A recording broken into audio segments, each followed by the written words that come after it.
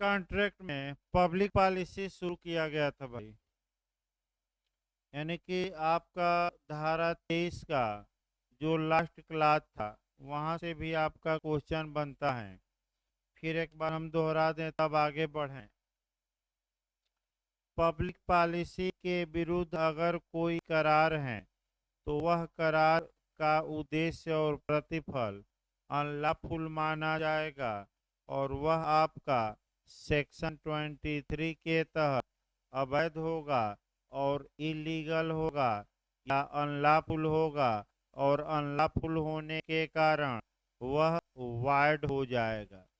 तो अब ये आया कि लोक नीति है क्या। तो आपका बताया गया था कि लोकनीति की परिभाषा कहीं नहीं दी गई है। पब्लिक पॉलिसी का मतलब सरकार की भलाई की नीतियां नहीं, बल्कि जनता की भलाई की नीति। यानी कि जो नीतियां जनता की भलाई के लिए हैं, जनता के हित के लिए है, वह नीतियां लोकनीति के पक्ष में मानी जाती हैं। और जो नीतियां जनता की बुराई के लिए है, वह नीतियां आपका ये लोक नीति के विरुद्ध मानी जाती हैं। अब कौन सी पॉलिसी जनता के फेवर में है और कौन विरोध में है, इसका निर्णय करने का अधिकार न्यायालयों को प्राप्त है। क्योंकि न्यायालय को विवेकाधिकार इस बात का है कि किस नीति को वह लोक नीति के पक्ष में माने और किस नीति को विरोध में माने। अतः न्यायालय के विवेकाधिकार पर होने के ही कारण लोक नीति की तुलना अनकंट्रोल हॉर्स से की गई है, अनियंत्रित घोड़े से की गई है। और रिचर्डसन बनाम मेलिस के बाद में 1800 आपका 34 का नहीं, ये बात 1824 का मुकदमा है ये। 1824 ईस्वी में, हाँ, रिचर्डसन बनाम मेलिस के बाद में जस्टिस बोरो, याद रखिए जज का नाम, जस्टिस बोरो ने लोकनीति की तुलना अनियंत्रित या शैतान घोड़े से की और ये कहा कि इस शैतान घोड़े पर जो भी व्यक्ति सवार होगा, ये शैतान घोड़ा कहाँ तक ले जाएगा, इसका कोई भरोसा नहीं है। यानी कि कुल मिलाकर अनकंट्रोल हार से तुलना किसने किया है? जस्टिस बोरियो ने। तो आपका केस भी पूछा गया था, एलएलएम में भी आपका पूछा गया था, जे में भी, बीएचयू एलएलएम में ये आया था पिछली बार, हम बताए भी थे कि किसकी तुलना अनकंट्रोल हार्स से की जाती है, तो पब्लिक पॉलिसी की।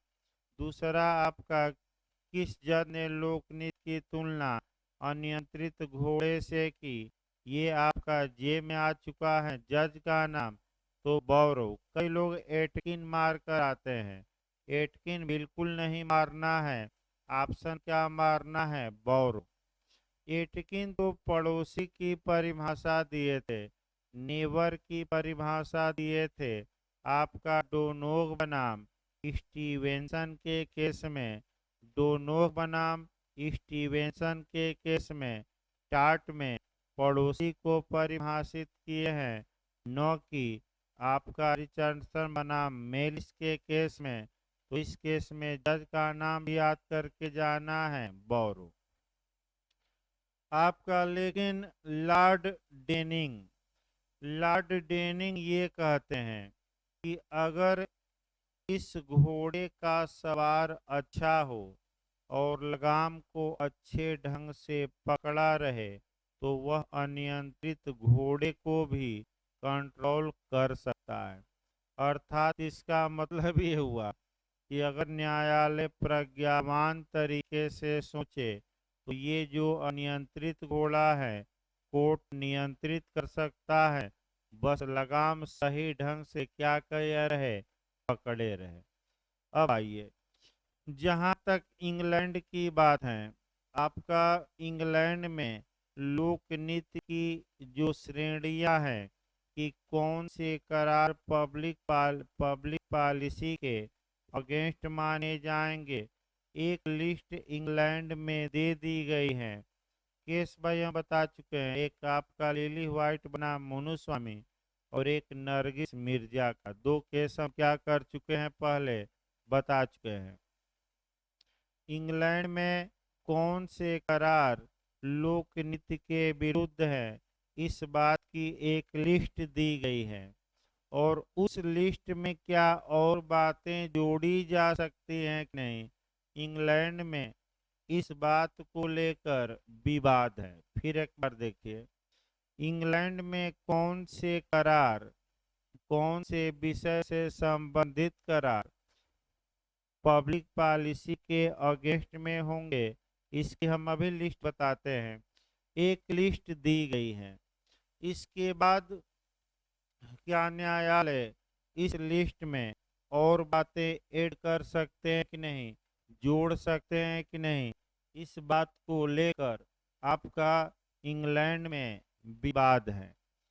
तो कुछ लोग ये कहते हैं, कुछ जज और विद्वान, कि इंग्लैंड के न्यायालयों को छूट है कि वह और आपका प्रावधानों को इसमें जोड़ सकें जो पब्लिक पॉलिसी के अगेंस्ट हैं, जबकि कुछ रूढ़िवादी विचारक कहते हैं कि नहीं, ये लिस्ट पर्याप्त है, इस लिस्ट को बढ़ाया नहीं जा सकता। तो फिर आपका एलएलए में क्वेश्चन आया, लॉर्ड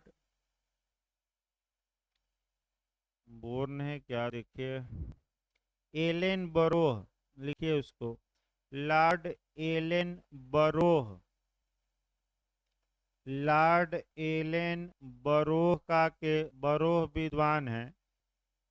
इन्होंने कहा कि इंग्लैंड में लोक नीतियों की श्रेणियों को तरल रखना चाहिए। तरल माने लिक्विड फॉर्म में। लिक्विड का मतलब ये हुआ कि न्यायालय को विवेक होना चाहिए कि और बातें भी लोक नृत्य के विरुद्ध क्या कर सके, विषय में जोड़ सके। एलन बरो, लार्बन है भाई, उसको जोड़ देखिए, एक सेकेंड भाई,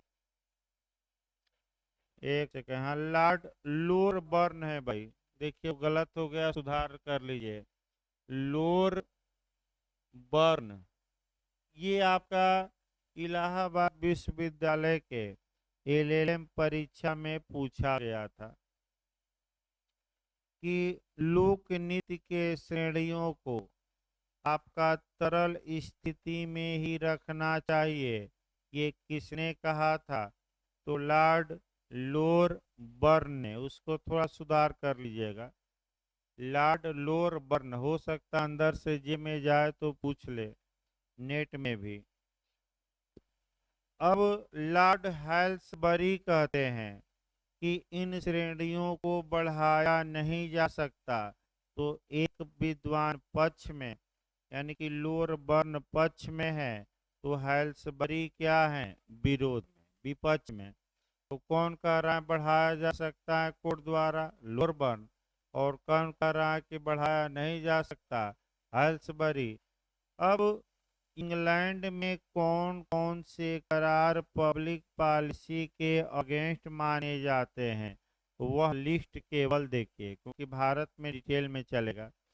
पहला है विवाह में दलाली की संविदा, तो आपका दूसरा है शाश्वतता या परपीचुटी को बनाए रखने की संविदा, तो तुरंत आपका शाश्वतता जब भी पढ़िएगा, यानी कि लगातारता, नए लोग को न समझ में आए तो लगातारता, लगातार परपिचुअल कहा जाता है।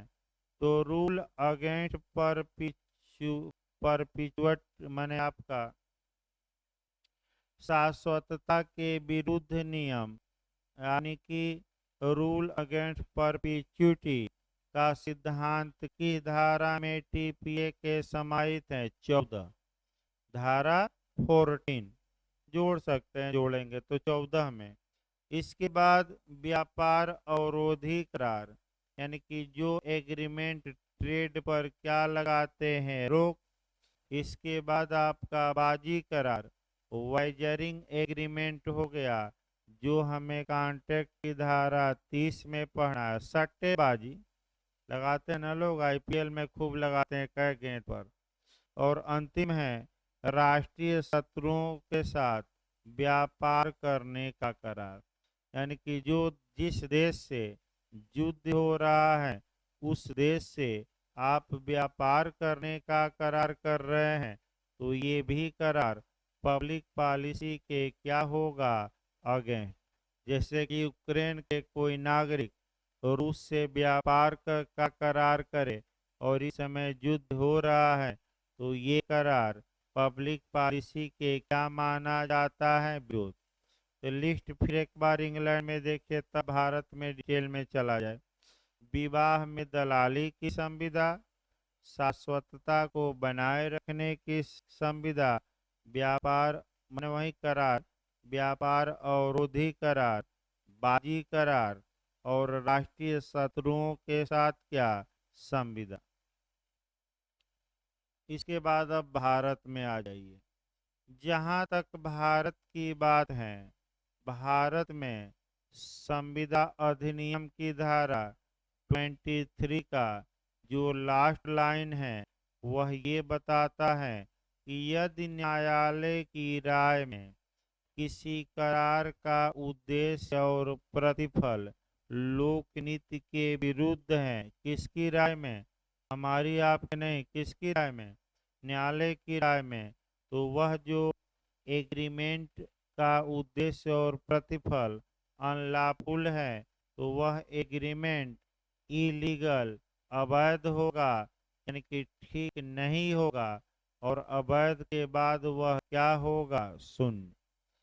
अब भारत में कौन से करार और उद्देश्य के जो करार के प्रतिफल और उद्देश्य आपका पब्लिक पॉलिसी के अगेंस्ट हैं, इसके लिए पहले तो दो केस याद रखिएगा। लिली व्हाइट बताया ही जा चुका है और आपका नरगिस मिर्जा भी बताया ही जा चुका है। एक केस आपका पढ़ना है, जैसे कि आपका लॉर्ड पढ़े थे लोर बर्न। फिर एक बार बैक होइए। लोर बर्न ने क्या कहा था इंग्लैंड में कि ये जो श्रेणी है, जो हमने 5 श्रेणी इंग्लैंड में बताई, क्या ये इसमें नई श्रेणी कैटेगरी जोड़ी जा सकती है कि नहीं, जोड़ी जा सकती है। उसी प्रकार भारत के उच्चतम न्यायालय ने बहुत लीडिंग केस है आपका घेरूलाल पारिक बनाम महादेव दास। ये आपका कई जगह आएगा, ये 2-3 जगह आएगा। घेरूलाल पारिक बनाम, बहुत लीडिंग केस है ये, बनाम महादेव दास के बाद में भारत के उच्चतम न्यायालय के जस्टिस सुब्बा राव, जज का नाम भी याद रखना है, जस्टिस कौन थे, सुब्बा राव। तो फिर संविधान में एक बार तैयार रखे, सुब्बा राव किस में जस्टिस थे, बताइए आपका शंकरी प्रसाद की सज्जन सिंह की गोलकनाथ की केशवानंद भारती, बता गया ये। गोलकनाथ में, गोलकनाथ में मुख्य न्यायाधीश कौन थे, सुब्बा राव। इसके बाद नाथूलाल के भी केस में आईपीसी जैम हम पढ़ेंगे मेंसरिया। कई लोग पूछ रहे थे भाई मेंसरिया पढ़ा जाएगा शुरुआती दौर में। नाथूलाल के केस में भी मुख्य न्यायाधीश कौन थे, सुब्बा राव। तो सुब्बा राव ने काफी अच्छे अच्छे निर्णय दिए हैं। फिर एक बार देखिए, घेरूलाल पारिक बनाम महादेव दास के बाद में जस्टिस सुब्बा राव ने, यानी कि सुप्रीम कोर्ट ने कहा कि जो भारत में कैटेगरी दी गई है, न्यायालयों को यह अधिकार है कि इस कैटेगरी को क्या करे, आगे बढ़ा सके कि न बढ़ाए, बढ़ा सके। इंग्लैंड जैसा विवाद भारत में नहीं है। भारत में ये कैटेगरी तरल रूप में रखी गई है और कोर्टों को अधिकार है कि नए नए मामले आए तो ये देखें कि क्या ये लोकनीति के पक्ष में है कि लोकनीति के विरुद्ध में। ये न्यायालय देख सकता है, जैसे नोटबंदी हुई, आपका तमाम चीजें हुई, तो न्यायालय ने जांच किया, उसे लोक नीति के पक्ष में लगा तो हस्तक्षेप नहीं किया। अगर लगता विपक्ष में तो क्या घोषित कर देता सरकार के आदेश को अवैध। अब भारत में लोक नीति की जो कैटेगरी है वह आपका निश्चित है, और एक एक कैटेगरी अब डिटेल में देखना है। पहला देखिए, लोक पद का विक्रय। भारत में अब कैटेगरी बताए जा रहे हैं कि कौन सी ऐसी कैटेगरी है जो लोकनीति के क्या होगी, विरोध में। तो पहला, भारत में लोकनीति के विरुद्ध कौन से करार माने जाते हैं, तो पहला, लोक पद का विक्रय, पब्लिक ऑफिस को सेल करना। तो पहले पब्लिक ऑफिस को सेल कराइए। इसका मतलब क्या हुआ कि जब कोई व्यक्ति आपका किसी दूसरे व्यक्ति से यह करार करता है कि वह पैसा के बल पर तुम्हें लोक पद पर आसीन करा देगा, तो यह करार धारा 23 में भारत में लोकनीति के विरुद्ध होने के कारण आपका अवैध होगा, और अवैध होने के कारण शून्य होगा। इसका परिणाम होगा कि मैं अभी बताना भी है, पैरी डिलिक्टो, समदोषिता का सिद्धांत। समदोषिता का सिद्धांत का मतलब ये हुआ कि कोई पैसा वसूला नहीं जाएगा, हानि को वहीं रहने दिया जाएगा जहां है। अब दो तीन उदाहरण देखिए, तब सही रहेगा भाई। दो उदाहरण ही समझिए तो हो गया। ए बी से करार करता है कि हे बी, तुम मुझे 10 लाख रुपया देना, 5 लाख एडवांस दे दो, 5 लाख काम होने के बाद, और मैं तुम्हें आपका टीजीटी में क्या कराऊंगा, टीजीटी में अध्यापक के पद पर नियुक्त करा दूंगा। बस एक ही काम करना, तुम जब भरना कापी तो सभी क्या करना है, आपका मैंने खानों को खाली छोड़ देना, अंदर से जुगाड़ है हम क्या करेंगे, भर देंगे। तो इतना आसान काम नहीं अंदर से भरना। तमाम जगह पकड़ लिए जाते हैं लोग। आपका उत्तर प्रदेश लोक सेवा आयोग के अध्यक्ष भी अपने भाई को कराने में पकड़ लिए गए।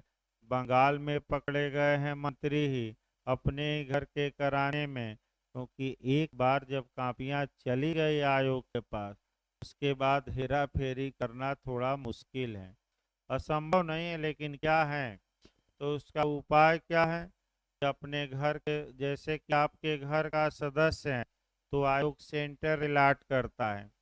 तो जो जाना पहचाना आपका स्कूल है, उस स्कूल में सेंटर अलॉट करवाइए, और उसी स्कूल में 4-5 टीचरों का उसमें ड्यूटी लगवाइए, और उसके बाद उसी में नकल करवाइए, और कॉपी को क्या करिए, भरवा दीजिए। और अब आयोग से मतलब नहीं, वो नंबर ऊपर रहेगा तो अपने आप हो जाएगा। और यहीं बिहार में किया गया, पीसीएस में, आरा में किया गया, और तो परीक्षा ही लड़के हंगामा कर दिए, तो परीक्षा ही आयोग ने क्या किया, कैंसिल। बिहार पीसीएस में है तो हुआ कि एक अलग कमरे में व्यवस्था कुछ लोगों की गई, खूब मोबाइल और इतिहास से नकल कर रहे थे। कुछ लड़के खिड़की से झांक लिए, देख लिए, तो लगे हंगामा करने, वीडियो बनाकर क्या किए, पूरे सोशल मीडिया पर भेज दिए कि देखिए हंगामा, तो कैंसिल करना पड़ा। यानी कि लोक पद का विक्रय। अब आइए, अब इसमें उदाहरण में देखिए, अगर ए एडवांस 5 लाख पा चुका है तो क्या बी को वापस कराया जाएगा कि नहीं, नहीं। और बी अगर लोक पद पा ही गया और 5 लाख बकाया है, तो क्या जो घूस 5 लाख बाकी हैं वह बी देने के लिए कोर्ट द्वारा बाध्य किया जाएगा कि नहीं, नहीं। कोर्ट में जाएंगे तो आपका रगड़ देगा कोर्ट। एक तो आए हो हाथ गंदे करके, सैनिटाइजर लगा के नहीं आए क्लास में, और आए हो मांग करने। यानी कि आपका साम्य की शरण में आने वालों को क्या आना चाहिए? स्वच्छ मन से। जैसे कि यहाँ भी एक दो ऐसे ने चूतिया टाइप के लोग आ जाते हैं, आपका सनकी टाइप के, जो स्वच्छ मन से नहीं आते, बस ये सोचते हैं कि सर को कैसे डिस्टर्ब किया जाए, कैसे लड़कियों को छेड़ा जाए। उनका उद्देश्य पढ़ने का नहीं होता है। सही बात है। कबीरा इस संसार में भांत भांत के लोग, तो दो चार बस इसी चक्कर में रहते हैं कि पढ़ाई लिखाई का क्या काम है, बाप माँ की आपका अकूत संपत्ति है, मैं पढ़ लिख कर क्या करूँगा, चलो यहीं रहा जाए। तो ऐसे लोग पहली नज़र में ही पहचान में आ जाते हैं, इसमें कोई शक नहीं है। अब अनुभव तो आदमी रखता ही है भाई। बाहर कुछ भी करिए, कम से कम यहाँ आप क्या करिए, मने सम्मान से रहिए भाई। आप बाहर क्या कर रहे हैं मैं बार बार बता रहा हूँ, उससे हमें ज़्यादा मतलब नहीं है भाई। कैंपस के बाहर आप कहाँ टहल रहे हैं, कहाँ घूम रहे हैं, किसके साथ हाथ में हाथ डालकर जा रहे हैं, किसके साथ भारद्वाज पार्क में बैठ रहे हैं, किसके साथ आपका गोलगप्पा खा रहे हैं, उससे हमें कोई मतलब नहीं है भाई। मैं फिर एक बार सबको कर रहा हूँ सार्वजनिक रूप से, आपकी स्वतंत्रता है, उसमें हमें कोई हस्तक्षेप करने का अधिकार नहीं है।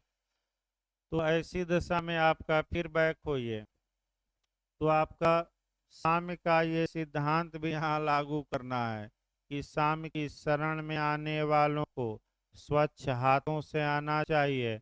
ये नहीं कि वहाँ धो कर आइए, वहाँ का मतलब कि आप निष्कपट हो, आपका कोई दोष न हो, तभी साम्य सहायता करेगा, इक्विटी।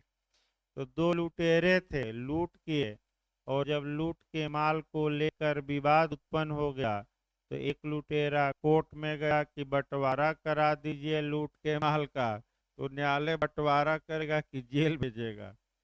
एक तो तुम गलती किए और कोर्ट में आकर करो कि बंटवारा करा दो, जाओ दोनों जेल। अब तो उसी प्रकार एक तो घूस दिए हो, आधा पैसा नहीं मिला तो क्या कोर्ट का दरवाजा खटखटाओगे?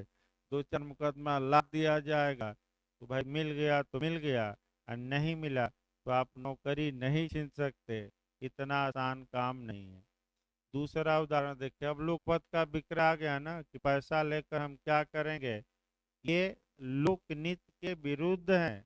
और धारा 23 में इसका उद्देश्य और प्रतिफल क्या होगा? अनलॉफुल होगा। अनलॉफुल मतलब आसान भाषा में विरुद्ध होगा, यानी कि अवैध होगा। और अवैध होने के कारण करा शून्य।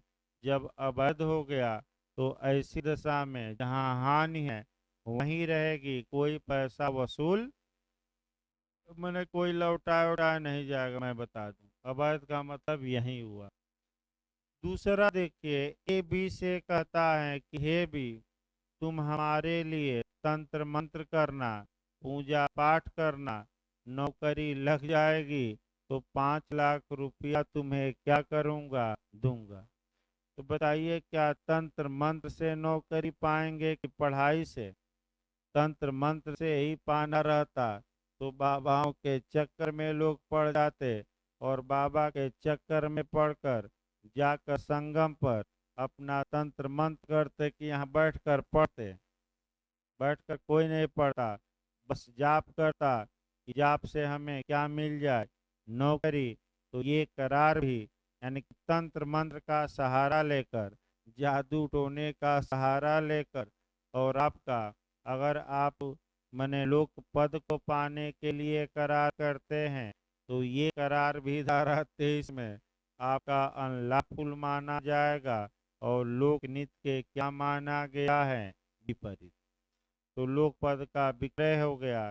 दूसरा आइए आपका, इसी के साथ कोरिलेट भी करना है, टीपीए की धारा 6, कि लोक पद का अंतरण हो सकता है कि नहीं, बताइए तो।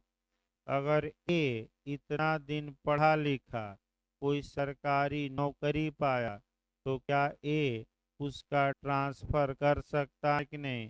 कि हम नहीं करेंगे, हमारा भाई करेगा, हमारी पत्नी करेंगी, हमारी साली करेंगी, हम नहीं करेंगे नौकरी। क्या ये संभव है कि नहीं? तो कौन सी धारा लोक पद के ट्रांसफर पर रोक लगाती है?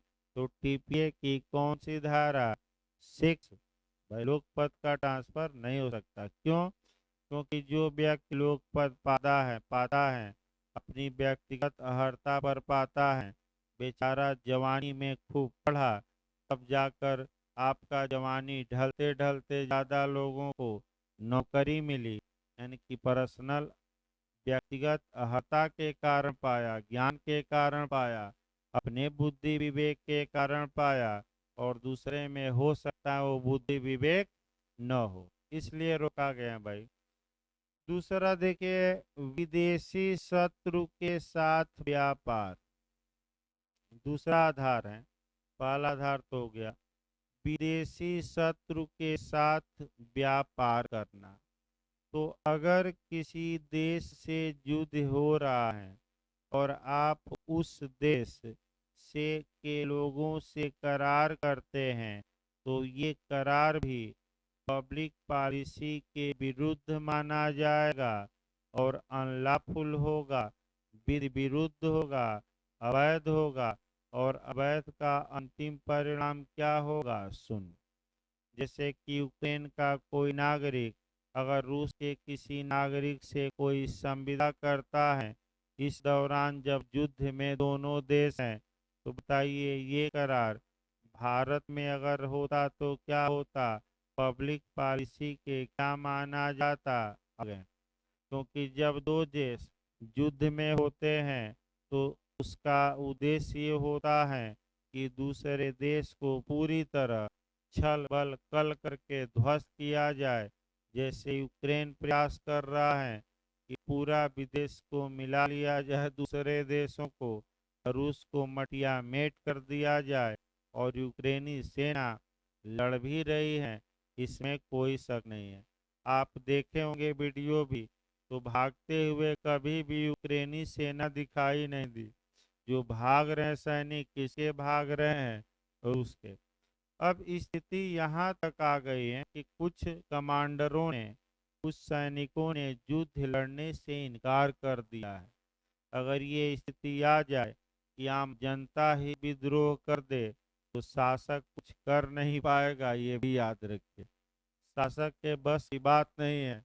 जैसे कि भारत आजाद हुआ तो सैनिकों ने विद्रोह कर दिया, आम जनता ने कर दिया। उस देश को पराधीन नहीं रखा जा सकता जिस देश के सैनिक और आम जनता एक एक आदमी अगर आ जाए कि हम मर जाएंगे लेकिन अपनी देश की आज़ादी क्या रहेंगे रखेंगे कायम। भाई बम से आप गोला बारूद गिरा कर शहर बर्बाद कर सकते हैं, तो आपका लोगों के दिलों को जीत नहीं सकते। आगे देखा जाए तो आपका विदेशी शत्रु के साथ व्यापार भी क्या माना जाता है? लोकनीति के विरुद्ध। अगला देखिए, सिविल कार्यवाहियों में बाधा डालना, यानी कि सिविल जो कार्यवाहियां हैं उसमें बाधा डालना। तो कैसे बाधा डालेंगे? या न्यायिक कार्यवाही में बाधा डालना। तो आइए न्यायिक कार्यवाही में बाधा डलवाई जाए।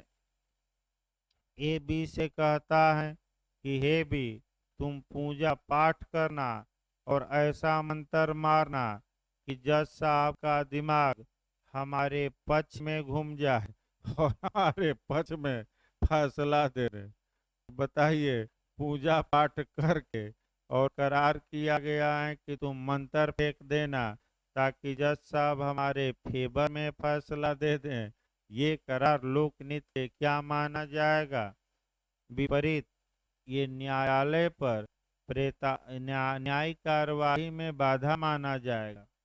इसके बाद न्यायालयों को अधिकारता को काटने का करार ए बी से करार करता है कि अगर विवाद उत्पन्न होगा तो किसी न्यायालय में तुम मुकदमा नहीं दायर करोगे। तो बताइए ये करार वैध होगा कि अवैध होगा? अवैध होगा। इसके बाद पैसा लेकर झूठी गवाही देने का करार ए बी से कहता है कि हे बी, तुम 5 लाख रुपया ले लो, अब बस चल कर फॉल्स क्या करो, गवाही दे दो, झूठी गवाही दे दो, ताकि हमारे पक्ष में फैसला आ जाए। तो बताइए, पैसा लेकर झूठी गवाही देना न्याय कार्य में बाधा माना जाएगा कि नहीं? माना जाएगा। तंत्र मंत्र यूज नहीं करना है, यूज करिए तो पैसा जहाँ चला गया, अगर ले लिए तांत्रिक बाबा तो वापस नहीं करेंगे, क्योंकि अवैधता का मतलब हुआ कि जब दोनों पक्षकार बराबर के दोषी हों तो सामान्यतः कोई धन की वापसी होगी कि नहीं? जो ले लिया, जहाँ हानि थी वहीं क्या होगी? हानि पड़ी रहेगी। अगला देखिए, आपराधिक अभियोजन में बाधा डालना, यानी कि जो क्रिमिनल मुकदमे चलते हैं उसमें बाधा डलवाइए। तो आपको इसके लिए सतर्क ये रहना है कि सीआर भारत में जब पढ़िए तो सीआरपीसी की एक धारा जरूर पकड़े रहिएगा, वह 320। सीआरपीसी की धारा ऐड करेंगे भाई, यहाँ कौन सी धारा? 320। पहले 320 समझिए, तब आपका आपराधिक कार्यवाही में बाधा डालने का करार देखा जाए, और 2-3 उदाहरण देखे जाएंगे। देखिए, आपका आपराधिक मामलों में सामान्यतः समझौता नहीं हो सकता। पहला नियम, आपराधिक मामलों में आपका समझौता या आपराधिक मामलों का शमन, और समन है भाई, शमन ऐसे लिखा जाता है। आपराधिक मामलों का शमन, समन मने कंपाउंड, कंपाउंड मतलब जलाकर राख कर देना, मुकदमे को मिटा देना, समझौता करके मुकदमे को समाप्त कर देना, इसी को शमन कहते हैं। तो फिर एक बार याद रखिए,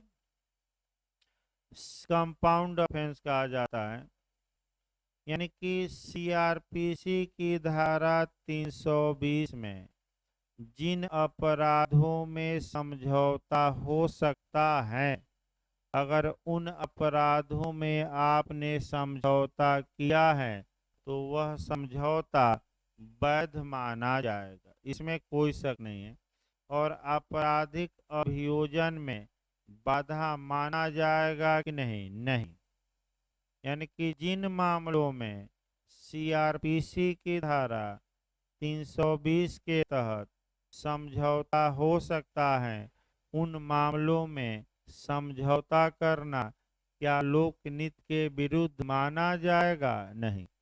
तो 320 का क्लाज 1 में कुछ अपराध दिए गए हैं न्यायालय की इजाजत के बिना शमन, और 320 के क्लाज 2 में कुछ अपराध दिए गए हैं जिनमें किसकी इजाजत से शमन होगा? न्यायालय की। अब लिस्ट भाई बहुत लंबी है, अगर इसमें समझौता होता है तो वह समझौता वैध होगा, सही होगा और सब कुछ सही रहेगा। लेकिन 320 के बाहर जाकर ऐसे मामलों में जिसका शमन नहीं हो सकता, उसके समन करने का करार करना धारा 23 में लोकनीति के क्या माना जाएगा? विपरीत। अब आइए देखा जाए, मान लीजिए एक दुराचार की शिकार महिला है, दुराचार का आरोप लगाती हैं, इन मामलों में समझौता नहीं हो सकता, ये मामले शमनीय नहीं है। इसमें समझौता वाला नहीं, हत्या का मामला, घोर उपद्रव, इसमें समझौता नहीं। अब एक पीड़िता क्या करती है कि अभियुक्त से समझौता करती है लिखित में कि तुम मुझे 10 लाख रुपया दो और मैं मुकदमा में गवाही देने नहीं जाऊंगी या फर्जी गवाही दे दूंगी। तो ये करार क्या होगा? पब्लिक पॉलिसी के विरुद्ध होगा, ये सही नहीं है करार। तो किया क्या जाता है? गुप्तता का सिद्धांत, यानी कि पीड़िता गुप्त रूप से पैसा ले लेती हैं, कोई लिखित में करार नहीं होता, लिखित में हो जाएगा तो करार ही क्या है। धारा 23 में पब्लिक पॉलिसी के क्या है, विपरीत हैं और मान्य ही नहीं होगा। तो आपका, जैसे कि आपका एक उदाहरण मैं बताया था तेल मालिश बाबा का, कि बीएचयू का ही कांड है। आपका तेल मालिश बाबा पकड़ लिए गए, आपका स्त्री ने दुराचार का आरोप लगाया तो तेल मालिश बाबा ने कहा कि हमारा एक्सटॉर्शन करती थी, यानी कि अश्लील वीडियो बना ली थी। आपका सोशल मीडिया पर भी आ गया था और इसके ये धमकी दे रही थी कि पैसा दो बाबा, और नहीं तो ये वीडियो हम क्या कर देंगे वायरल। जैसे कि आपका गुरु का चेला बना लिया था गुरु का, और चेला भी धमकी दिया तो गुरु आत्महत्या कर लिए। आपका देखे ही बाघम्बरी मठ में, तो चेला कहाँ गया एक शासन का ही मुकदमा लगा है। आत्महत्या का दुष्प्रेरण तो है ही, एक टार्जन का भी लगा है कि धमकी दिया कि दे दो पैसा, नहीं तो क्या करेंगे। तो फिर एक बार सतर्क किया जा रहा है, जो भी व्हाट्सएप आपके पास कॉल आए तो भाई अननोन नंबर से न उठाइए, क्योंकि आजकल ये काफ़ी खतरनाक खतरनाक चीज़ें आप उठाएंगे और तुरंत अश्लील वीडियो 2 मिनट बाद एडिटिंग करके क्या की जाएगी, भेजी जाएगी, और उसके बाद क्या कहा जाएगा, पैसा दो पैसा दो। एक दो लोग कोचिंग के शिकार हो चुके हैं, भागते हुए आए तो 10,000 दे चुके थे और बार बार डिमांड की जा रही थी। तो हम कहे कि तुम फोन खुद करो और कहो कि हमारे पास भी तुम्हारा अश्लील वीडियो है, हम ही वायरल कर दे रहे हैं, तुम क्या करोगी। तो देखो क्या परिणाम उत्पन्न होता है। तो लड़का गया और फोन किया और कहा, उसके बाद से वो नंबर है स्विच ऑफ है, आज तक नंबर ओपन नहीं हुआ। हम कहे कि भाई पैसा क्यों भेज दिए, इतना हड़बड़ी क्या थी। तो जो आपका हड़बड़ माने जो डर जाते हैं, तो डर गया तो मर गया, और क्या, डर गए तो पैसा दो। तो ऐसी दशा में सतर्क रहिए, बार बार सावधानी और सतर्कता का नियम बताया जा रहा है। कभी गूगल कंपनी से फोन तो कभी इस कंपनी से, तो कभी ये कहेगा कि प्रूफ कर दीजिए, लिंक भेजा हूँ, हम बीमार पड़े हैं। तमाम फर्जी आजकल आपका आ रहे हैं फोन, हमारे ऊपर भी आता है। तो भाई काम से बात रखिए। उसके बाद भाई गूगल कंपनी से हैं तो आपका काट दिया जाता है फोन, ज़्यादा बसबाजी की क्या हो सकता है। भाई हम आपको नहीं जानते, आप अपना पता बताइए, नाम नहीं पहचानते, कोई बात नहीं, फोन काट दिए इधर से करते रहो। ज़्यादा करेगा तो ऑप्शन है ही ब्लॉक करने का। तो फिर एक बार बैक होइए। आपराधिक कार्रवाइयों में बाधा डालना, इसका मतलब ये हुआ कि ऐसे मामलों में जिसका शमन नहीं हो सकता, उन मामलों का शमन करने का करार पब्लिक पॉलिसी के क्या होगा, विपरीत, और कोई पैसा वसूला नहीं जा सकता। अगर हमने जो उदाहरण दिया, पीड़िता पैसा पा गई तो वापस भी नहीं होगा, और नहीं पाई है तो न्यायालय दिलवाएगा नहीं, क्योंकि ये करार अवैध है और अवैध में कोई धन की वापसी का प्रावधान नहीं। अगला देखिए, विवाह में दलाली की संविदा, अगला आधार। इसको तो भाई और अच्छे से जानना है। विवाह में दलाली की संविदा, अर्थात अगर कोई व्यक्ति किसी से करार करता है कि हम तुम्हारा मैरिज करा देंगे, बस कुछ पैसा हमें क्या करना, दे देना। जैसे ए, मान लीजिए ए एक पंडित जी हैं और बी एक लड़का है। लड़के से करार करते हैं कि मैं तुम्हारा विवाह तो कहीं ना कहीं सेट करा ही दूंगा, और जब करा दूंगा तो कितना दे देना, 2 लाख, ज्यादा हो जाए तो कम किया जाए भाई। पता ना उतना दहेज मिले कि नहीं, तो आपका कितना, एक भाई उचित कीमत लगाई जाए तो कितना कीमत होगी उचित, 50,000 सही है। चलिए भाई 50,000। तो पंडित जी से वादा किया लड़का कि हम 50,000 देंगे। फिर आपका पंडित जी लगे खोजने खोदते खोदते आपका सेट ही कर दिए, आपका विवाह भी हो गया। विवाह के बाद पंडित जी कहे कि पैसा दो, लड़का पैसा देने से इनकार कर दिया। पंडित जी चले गए कोर्ट में, तो लड़का कहा कि हजूर धारा 23 के तहत ये जो एग्रीमेंट हैं ये पब्लिक पॉलिसी के क्या हैं, विरोध में हैं, ये अवैध हैं, और अवैध होने के कारण ये करार प्रवर्तनीय नहीं है, अतः हम एक पैसा नहीं देंगे। तो ये न्यायालय ने सही माना कि विवाह में दलाली खा रहे हो, और दलाली की विवाह में दलाली की संविदा क्या होगी, शून्य होगी। अवैध होने के कारण धारा 23 में तो पंडित जी भी चतुर निकलते हैं। पहले कहते हैं कि 50% एडवांस में क्या करो दो, और तब लड़की खोजना प्रारंभ करूंगा। यानी कि 25,000 पहले एडवांस, और कम होने के बाद 25,000। क्योंकि भागते भूत की लंगोटी भली, भाग भी जाएगा लड़का तो आधा पैसा तो क्या हुआ है, आ ही गया है, कोई दिक्कत नहीं है। अब भाग जाए उसके बाद कौन पूछता, विवाह के बाद। विवाह के बाद पंडित जी का नंबर क्या कर दिया जाता है, ब्लॉक। आगे देखिए भाई, अगला दो शब्द और हैं। एक आपका चैम्पर्टी और दूसरा मेंटेनेंस।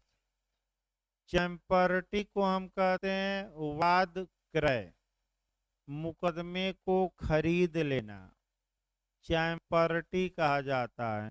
और वाद पोषण को मेंटेनेंस कहा जाता है। यानी कि चैम्पर्टी का मतलब वाद क्रय, और मेंटेनेंस का मतलब वाद पोषण। तो आप देखिए, कब वाद क्रय कहलाता है, कब वाद पोषण कहलाता है, और आपका इन सिद्धांतों को समझिए। वाद क्रय का मतलब ये हुआ कि जब कोई एक व्यक्ति, एक उदाहरण भाई बनाया जाए वाद क्रय।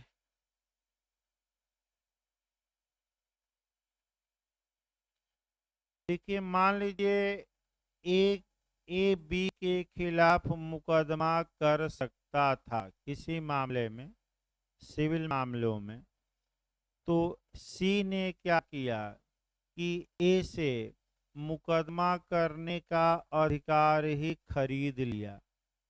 यानी कि ए से मुकदमा करने का अधिकार कौन ले लिया, सी। भाई ए मुकदमा कर सकता है, और ए से मुकदमा करने का अधिकार कौन ले लिया, सी। तो इसको हम वाद क्रय कहेंगे। यानी कि मुकदमे को क्या किया है, सी ने खरीद लिया है। अब यहाँ आपका उद्देश्य देखना पड़ेगा। अगर सी का इरादा नेक है तो ये जो वाद क्रय का सिद्धांत है ये वैध करार होगा। और सी का इरादा नेक नहीं है, बस ये है कि मुकदमेबाजी को बढ़ावा दिया जाए, विपक्षी को परेशान किया जाए।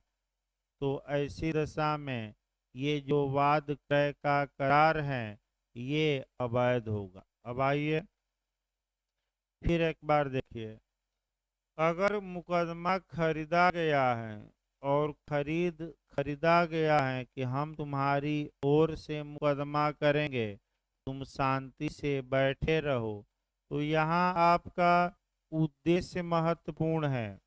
अगर इस मुकदमे को खरीदने का उद्देश्य ये है कि हम मुकदमेबाजी को बढ़ावा दें, विपक्षी को लंबे समय तक तंग करते रहें, तब तो भाई ये वाद क्रय का जो करार है ये अवैध होगा और शून्य होगा। लेकिन अगर इरादा ये हो कि भाई हम, ये जो ए हैं ये गरीब हैं, मुकदमा लड़ने में दिक्कत होगी, चलो ए को सहायता करने के लिए सद्भावना में सी ने ए से मुकदमा खरीद लिया, और खुद ही लड़ाई कर रहा है। इरादा नेक है कि आपका कह सकते हैं दुर्भावनापूर्ण, नेक।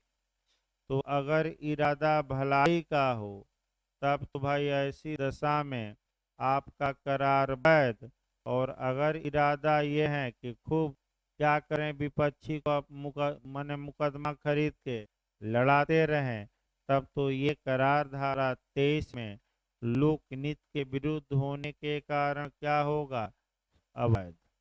अब वही माने आपका उद्देश्य क्या है, उद्देश्य भलाई है, तब तो भाई सही बात करें। और उद्देश्य ये है कि खूब क्या करें, हम इनको लड़ा के तोड़ दें, तब तो भाई आपका ये करार सही उद्देश्य से नहीं किया गया। ये वाद क्रय कहा जाता है। आपका इसको जोड़ सकते हैं एक्शनेबल क्लेम से, टीपीए की धारा 130 से जोड़ सकते हैं एक्शनेबल क्लेम। ए बी से 5,000 रुपया वसूल सकता था, ए ने 5,000 रुपया सी को ट्रांसफर कर दिया कि हे सी तुम ही जाकर बी से क्या वसूलो 5,000। तो ये किसका ट्रांसफर माना जाता है, एक्शनेबल क्लेम या अनियोज्य दावा। अगला नियम आइए, अब मेंटेनेंस देखा जाए। वाद पोषण, वाद पोषण का मतलब ये हुआ कि एक व्यक्ति वाद का पक्षकार नहीं है, वाद में उसका कोई हित भी नहीं है, लेकिन फिर भी मुकदमे के किसी पक्षकार को आपका धन देकर सपोर्ट कर रहा है कि तुम मुकदमा लड़ो, हम तुम्हारे क्या हैं, साथ हैं। तो ये कहा जाएगा वाद पोषण। ये क्या कहा जाएगा, मुकदमा खरीदा नहीं, लेकिन पक्षकारों को धन से क्या कर रहा है। तो अब सी आइए इसी उदाहरण में, ए बी के खिलाफ मुकदमा करता है। सी एक ऐसा व्यक्ति है जो मुकदमा लड़ने के लिए किसको पैसा दे रहा है, ए को, और कहे कि बी के खिलाफ तुम लड़ो, तुम गरीब भले हो लेकिन बी को छोड़ना ना, और मैं जितना खर्चा लगेगा मैं तुम्हें क्या करता हूँ, देता हूँ। तो ये वाद क्रय नहीं है, ये क्या कहलाएगा, वाद पोषण।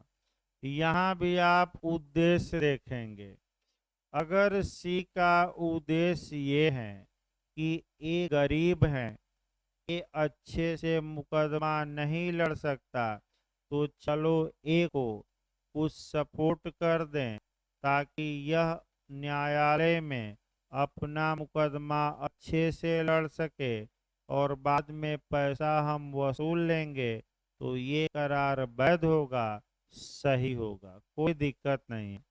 अर्थात अगर सी ए से करार करता है कि तुम गरीब हो, अभी पैसे की आवश्यकता है, 5,000 मैं दे रहा हूँ, तुम अपना मुकदमा लड़ो और बाद में ये पैसा हमें क्या कर देना, वापस। अगर उद्देश्य ये है कि वास्तव में ये नहीं अपने बल पर लड़ सकता, ए का सपोर्ट करने का उद्देश्य है, तो ये करार सही होगा, वैध होगा।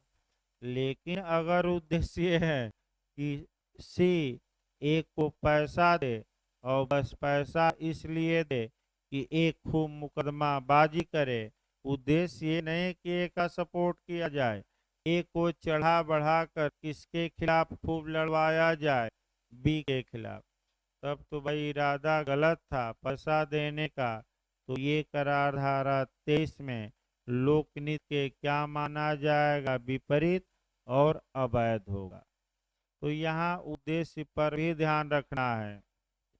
उदाहरण अब आ जाइए, आप उदाहरण कह सकते हैं कि वकील साहब का भी देख सकते हैं।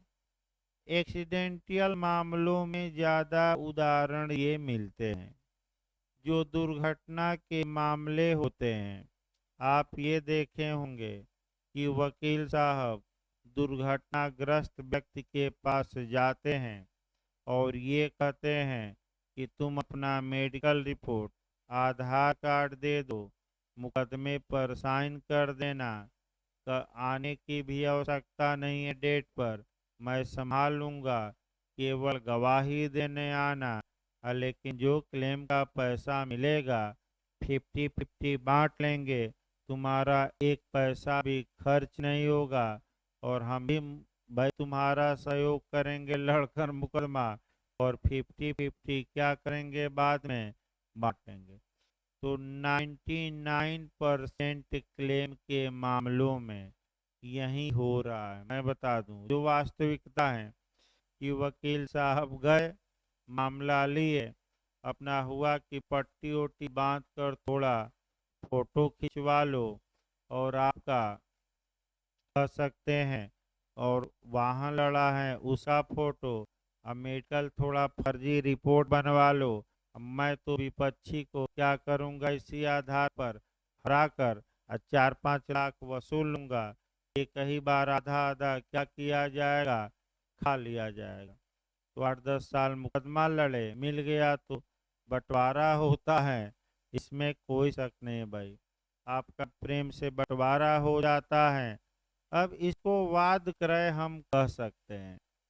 और दूसरा वाद पोषण का मतलब ये हुआ कि भाई अगर गरीब हैं, दुखी हैं, दरिद्र हैं, मुकदमा लड़ने का पैसा नहीं है, तो किसी व्यक्ति ने सहयोग कर दिया, इरादा अच्छा था कि ये मुकदमा लड़ सके अपना अधिकार के लिए, तो करारबद्ध, लेकिन इसलिए दिया है कि खूब ये मुकदमाबाजी करे, और मैंने सक्षम होने के बाद भी, तब तो ये करार क्या होगा, अवैध।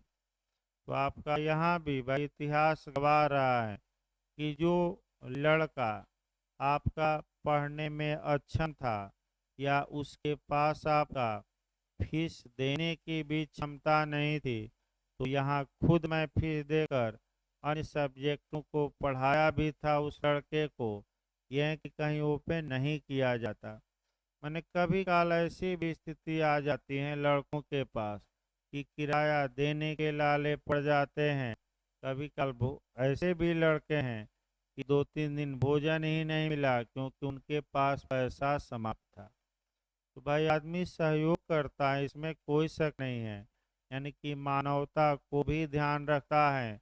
एक अच्छा उदाहरण आपका, मैंने एक लड़का पढ़ता था, आपका कह सकते हैं कि, और इस समय आजमगढ़ में एडीजे हैं, उसका मैं ही सपोर्ट भी किया था।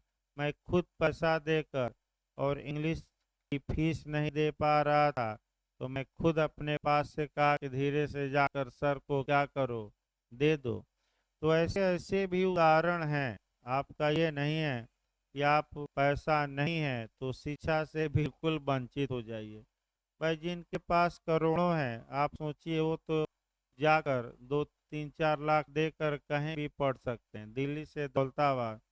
लेकिन क्या जो गरीब हैं, आपका दरिद्र हैं, दुखी हैं, या जो किसान का बेटा है, क्या उसे पढ़ने का हक नहीं है? हक है, इसीलिए ये मुहिम चलाई भी गई है, और इसका असर भी हो रहा है। और इस बार, पिछली बार एपीओ में भी हुआ, इस बार भी जरूर असर होगा। आपका कह सकते हैं एपीओ और जे में इस बार तो पूरी तरह पहले से हम लोग तैयार हैं कि वैकेंसी आए जे की, तो आपका पूरी ताकत से क्या किया जाएगा। देखिए अगर आप गरीब हैं तो एक ही उपाय है, मेहनत करिए, और कोई उपाय नहीं है। यानी कि आपको मेहनत ज़्यादा करनी पड़ेगी, और कोई उपाय नहीं है। ये मैंने, और समस्याएं तो किसके सामने नहीं है, हमारे सामने भी तमाम समस्याएं हैं, फिर भी आदमी समस्याओं को इग्नोर करते हुए बढ़ा ही रहा है। तमाम भूत प्रेत लगे हैं इस समय, समस्याएं फिर भी मैं ओपन नहीं करता। तो समस्या है तो उसको दबा दीजिए, और मुख्य रूप से किस पर ध्यान दीजिए, पढ़ाई पर। भाई भोजन का पैसा किसी के पास न हो तो इशारा कर देगा, गुप्त रूप से सहायता की जाती है, नाम ओपन नहीं किया जाता। भाई किसी का नाम, किसको सहायता किया गया, ये नाम ओपन नहीं किया जाता। यानी कि इसका मतलब ये हुआ कि वाद पोषण, वाद क्रय, ये अच्छा पूछा जाता है। वाद क्रय को चैम्पर्टी कहते हैं, और वाद पोषण को आपका जो कहा जाता है वह मेंटेनेंस। आशय देखा जाएगा, क्या सपोर्ट करने का इरादा था कि खूब लड़ जाए दोनों, ये देख। हाँ? वकील साहब सही है, सही तो भाई वसूल ही रहे 90-99%। अब वकील साहब का इरादा भी देखा जाएगा कि वकील क्या, जिसका एक्सीडेंट हुआ था गरीब था, गरीब था तो इरादा सही था, और पूरा धर्म धनवान है तभी वकील साहब जबरदस्ती, तो गलत। बस वकील साहब है कि खूब मुकदमा ये क्या करे। अब उसमें कोर्ट के ऊपर निर्भर करता है, वो भी विवाद होगा तब, वैसे जल्दी विवाद ही नहीं होता, और जब विवाद होगा तो कौन डिसाइड करेगा? न्यायालय। इस प्रकार आपका जो करार लोक नीति के विपरीत थे उनकी लिस्ट बनाई गई। अंत में घेरूलाल पारिक बनाम महादेव दास के वाद में जस्टिस सुब्बा राव ने कहा कि ये जो आपका लिस्ट, अभी एक दो और बताएंगे, ये जो लिस्ट बताई गई है न्यायालय चाहे तो इसमें बढ़ोतरी कर सकते हैं। एक और छूट यहाँ लिस्ट में, अनुचित या अनफेयर कंडक्ट या व्यवहार या अनुचित सौदेबाजी हम कह सकते हैं। यानी कि अनुचित सौदेबाजी का मतलब ये हुआ कि अगर करार को देखने से ही लगता है कि एक पक्षकार दूसरे पर, माने दूसरे की इच्छा को दबाया होगा और दबाकर कैसा फायदा उठाया होगा, गलत, तो ऐसे करारों को भी लोकनीति के क्या माना जाता है? विपरीत। इसमें कोई शक नहीं है। अब आपका बता जा चुका असम्यक असर, यानी कि जो आपका धारा 16 में हमने असम्यक असर बताया था उसी को यहाँ थोड़ा कोरिलेट कर लीजिएगा। तो इस प्रकार आपका लोकनीति काफी बड़ा था, महत्वपूर्ण भी था, पूछा भी जाता है, ये समाप्त हुआ। अभी आपका 2 पॉइंट इसमें बचे हैं धारा 23 में। एक आपका अनैतिकता, यानी कि इमोरल हो करार का उद्देश्य वो बताना है, और एक पैरी डिलिक्टो का सिद्धांत। अभी आपका इसके बाद अवैध और शून्य करार में डिफरेंस आजकल टिप्पणी में पूछ रहा है, तो कम से कम 5-6 अंतर वो भी तो कल बताया जाएगा। कल प्रयास करेंगे कि धारा 23 समाप्त हो जाए। उसके बाद 24 5 मिनट की 25 पढ़ाई दिया गया है, 26 10 मिनट, 27 थोड़ा समय लगेगा, 28 29 30, जैसे 30 तक पढ़े आधा कॉन्ट्रैक्ट समाप्त। यानी कि समय के हिसाब से आधा कॉन्ट्रैक्ट क्या हो जाता है, उसके बाद तो उड़ान भरी जाएगी। फिर आपका उधर 39 56 जो पढ़ने वाली धाराएं हैं 62, बस छांट छांट मैंने पूरा पढ़ाया जाएगा, लेकिन धाराओं में कम समय लगेगा।